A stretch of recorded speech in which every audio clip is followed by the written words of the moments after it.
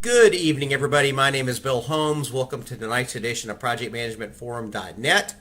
As a reminder, we are methodically working our way through the ethics and professional conduct standards, and we are all the way up to respect.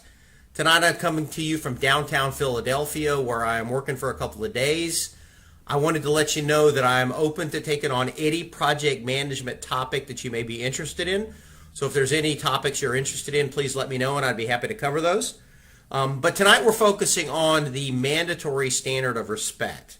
Now remember, each standard has an aspirational portion which you are to strive to achieve, and a mandatory portion which if you do not in fact achieve, you are in violation and could in fact be sanctioned by PMI, the Project Management Institute. So the first mandatory standard under respect is using good faith. And I actually like the verbiage that PMI uses here because they could have just said don't tell a lie, but that's not really expansive enough, is it? Remember, project managers are charged with reporting the progress of a project, and there's a lot of ways to not use good faith. One of them is to know something and just not say anything. That is not operating in good faith.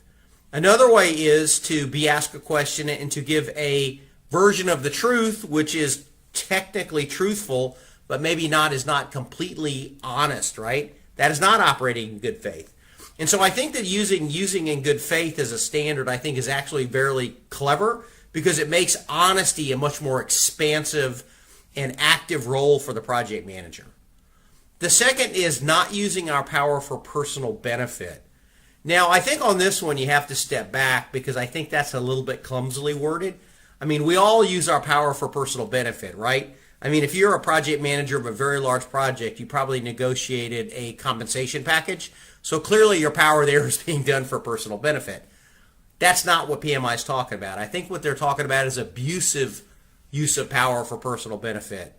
Hiring a less qualified candidate that you know over a more qualified candidate that you don't.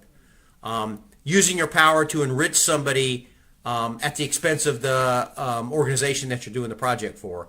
So I think that this could have been worded a little bit better, but it clearly makes sense that you're not supposed to, in an unethical way, use your power to personally enrich yourself. And then finally, not being abusive. That's interesting to me because it is a fairly low bar. I don't know that you would ever be abusive to people, and I think actually when we talk about the next ethic and professional conduct standard, it's going to feed into this a bit. But I 100% agree that abusive project managers are not effective project managers. Okay, well, that's tonight's lesson. I hope you enjoyed it. If you have any questions or comments, please let me know. And if not, we'll see you next time we post. Have a great evening. Bye.